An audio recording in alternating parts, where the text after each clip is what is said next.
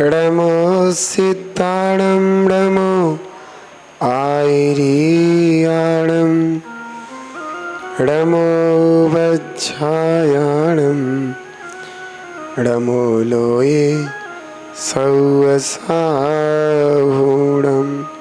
बोलो 24 तीर्थंकर भगवान की, महावीर भगवान की, पंच परमेष्ठी भगवान की, जिन वाणी माता की, गौतम गणधर देव की, आचार्य श्री कुंद कुंद स्वामी की, आचार्य श्री शांति सागर जी महामुनिराज की, आचार्य गुरुदेव श्री धर्मभूषण जी महामुनिराज की, आचार्य श्री सम्यक्त भूषण जी महामुनिराज की, आचार्य भारत भूषण जी महाराज की जय, आचार्य संघ की जय।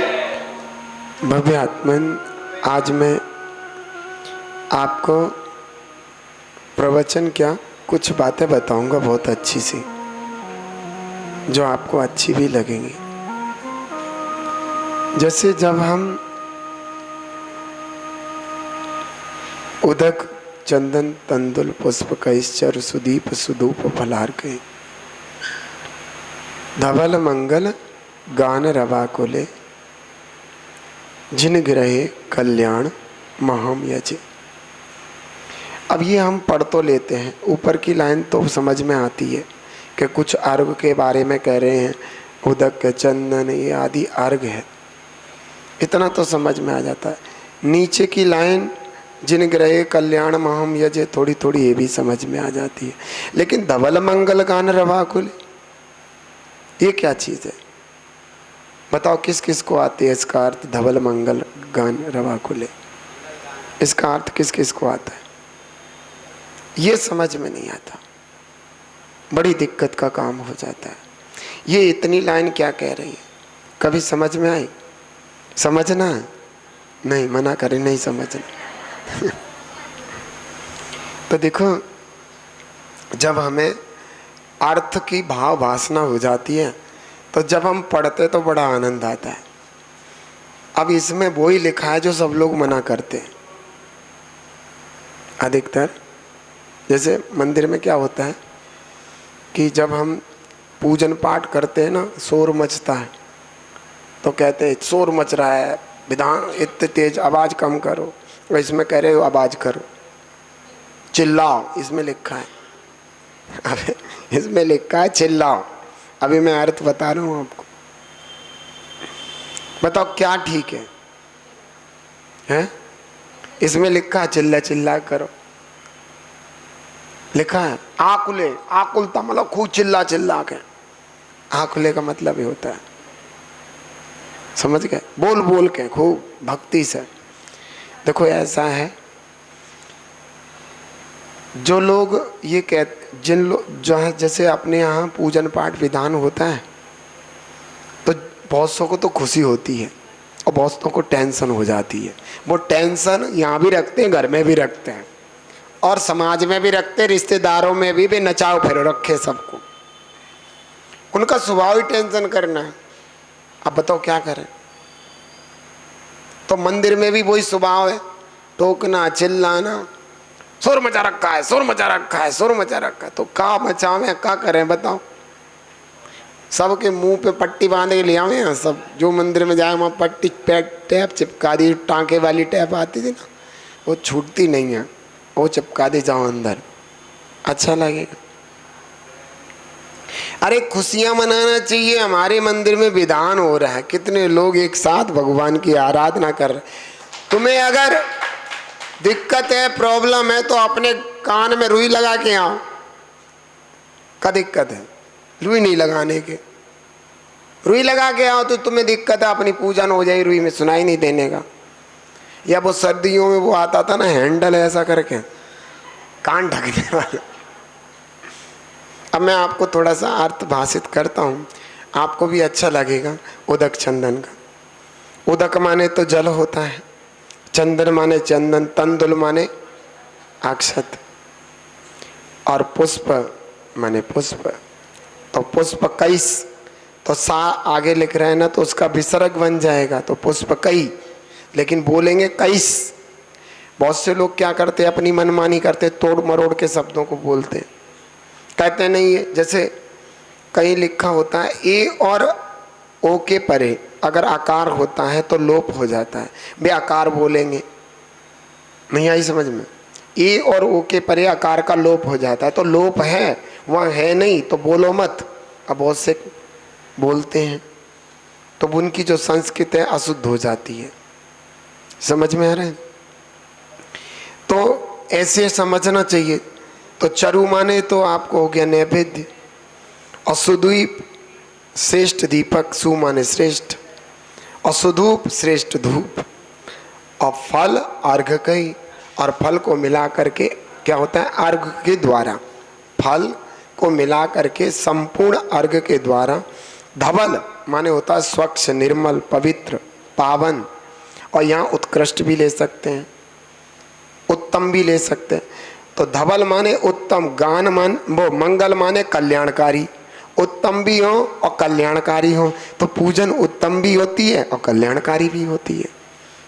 उत्तम क्योंकि जिनेंद्र भगवान की पूजन के अलावा दुनिया में कोई उत्तम चीज नहीं है। क्यों नहीं है? सो आपको मैं दृष्टांत देता हूं।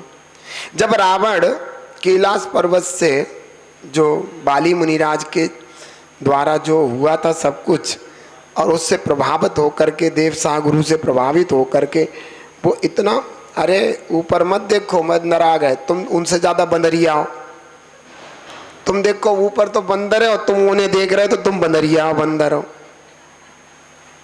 क्योंकि ये कहीं तो काम हो रहा है, वे भी शोर मचा रहे हो, तुम यहाँ वे तो उन्हें तो बेचारे बाल है अज्ञानी, उन्हें तो पता नहीं, और तुम जो है ज्ञानी होकर के भी उन्हें देख रहे हो और महाराज जी के प्रवचन छोड़ रहे हो, और दूसरे को कह रहे हो देखो बंदर आ गए। अब बताओ कौन बंदर है, वे बंदर है या तुम बंदर हो? कहते हैं अपनी दृष्टि बंदर की तरह चंचल ना रखो। अब वही हो रहा है, ए मन बड़ा चंचल है, कैसे इसे समझाऊं, जितना इसे समझाऊं।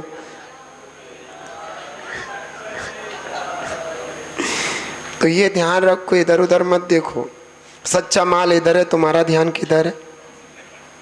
हैं? क्यों भाई? तो आप प्रवचन सुन रहे हैं तो आप और गुरु के अलावा तीसरा नहीं आना चाहिए।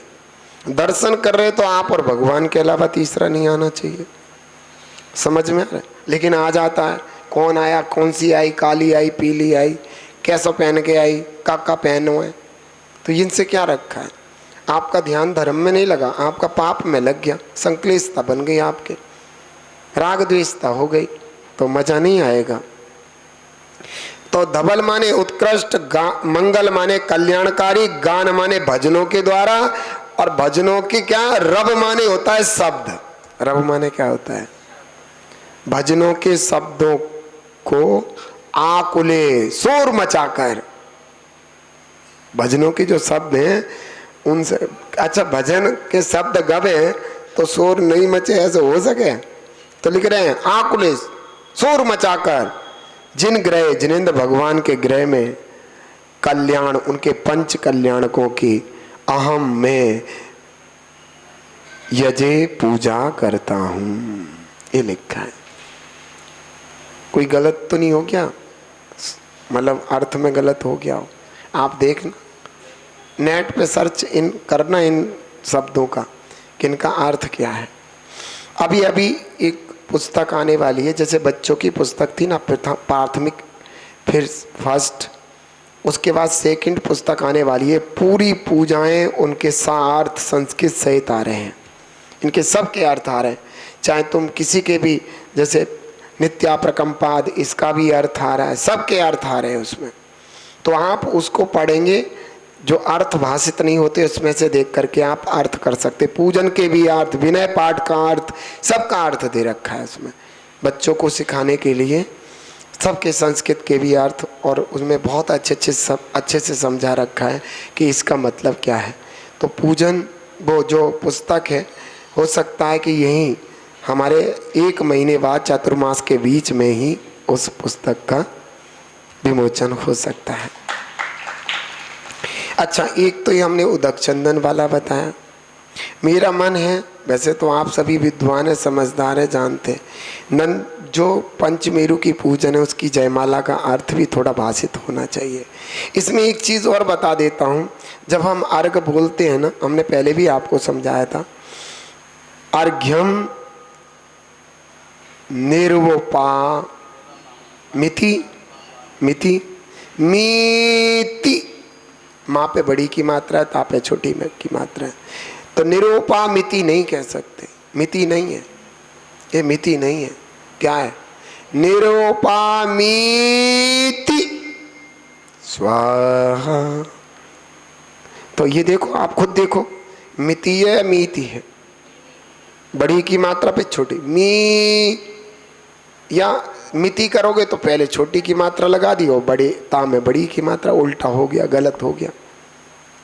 तो निरूपामीति स्वाहा, ये बात भी ध्यान रखा करो। तो चले हम नंद पंचमेरु की पूजन पे। बहुत जयमाला बहुत शॉर्ट है, बहुत अच्छे से समझ में आ जाएगी, ज़्यादा कुछ दे नहीं रखा है उसमें। तो आप एक बार जयमाला निकाल दीजिए, ठीक है? जयमाला निकाल लें, और जयमाला में आपको पता है ये पांचों मेरु ढाई दीप में है। पहले दीप का नाम जो गोल, जो थाली की तरह है गोल, उसका नाम जम्बूदीप है। फिर उसके बाद लवण समुद्र है, उससे दुगना। फिर उसके बाद धात की खंड दीप है, ठीक है?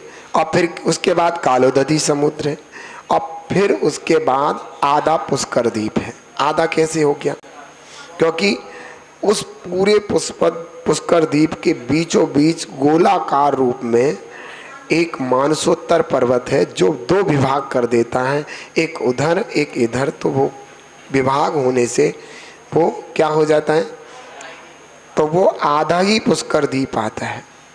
समझ में आ गया?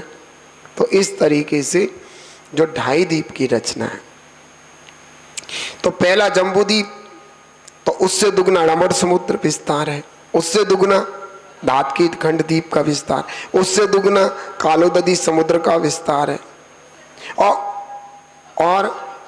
और क्योंकि आधा हो गया है तो बराबर ही बैठता है। समझ में आ गया? तो इस तरीके से ढाई द्वीप होते हैं। जम्बूद्वीप में एक मेरु है जिसका नाम है सुदर्शन। धात के खंड द्वीप में दो मेरु है, विजय अचल।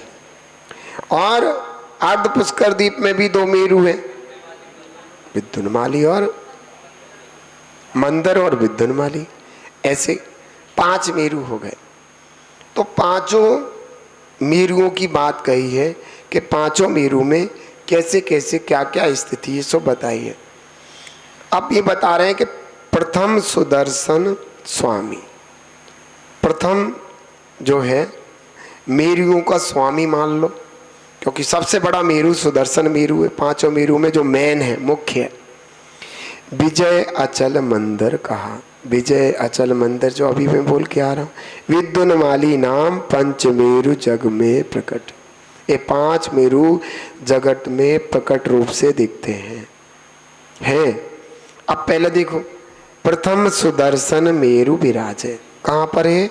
जम्बूद्वीप में। और अब मैं आपको बताता हूँ, जैसे मेरु खड़ा है ना, जैसे मेरु खड़े, तो मेरु के नीचे जमीन पर यहाँ पर वन है, क्या नाम है उसका? क्या बात है, भद्रसाल वन है। और चारों तरफ एक एक चैत्यालय है भगवान का। समझ में आ गया? पूर्व पश्चिम उत्तर दक्षिण। तो नीचे जो वन है सुदर्शन मेरु का, जो बेस बता रहे हैं, तो बेस में ही वन है। और सुदर्शन मेरु जो है उसके चारों तरफ एक एक भगवान का चैत्यालय। अब चैत्यालय का वर्णन करें तो आपकी आंखें खुल जाएंगी। बड़े बड़े चैत्यालय, विशाल विशाल, बड़ी बड़ी प्रतिमाएं हैं। तो यहाँ पर कह रहे हैं कि प्रथम सुदर्शन मेरु विराजे और भद्रसाल वन, कौन सा वन है? भू पर छाजे, पृथ्वी पर है वो। तो ये कहाँ पर है वन? पृथ्वी पर, पृथ्वी पर। उसमें चैत्यालय कितने हैं?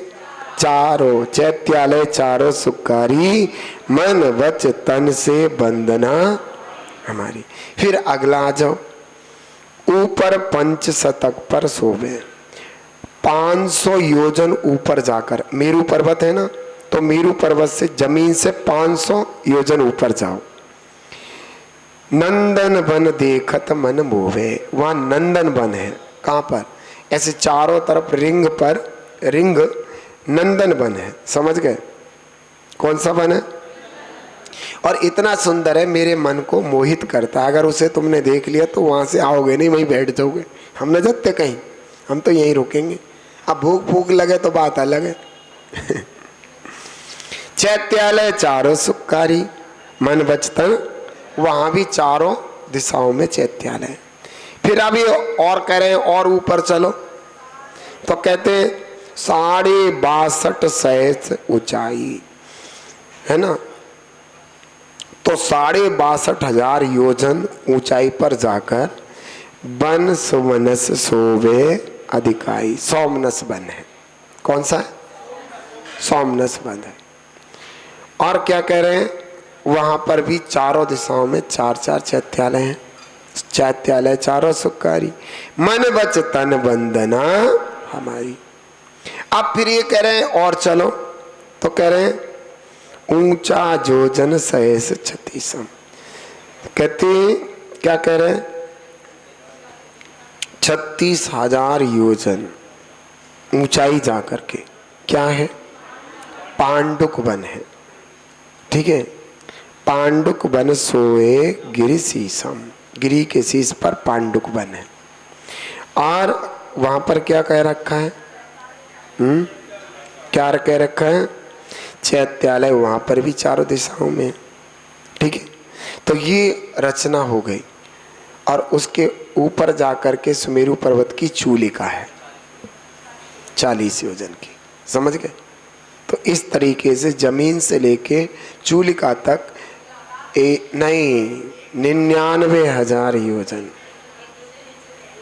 अब जमीन के नीचे जड़ में 1,000 योजन है, 1,00,000 योजन।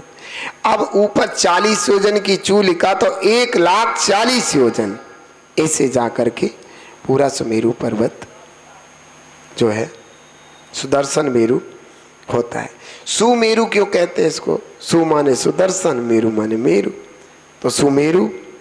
और ऐसे ही सबके नाम अलग अलग है, पहले शॉर्टकट में नाम रख के उनके मेरु के नाम शॉर्टकट में ले सकते हो।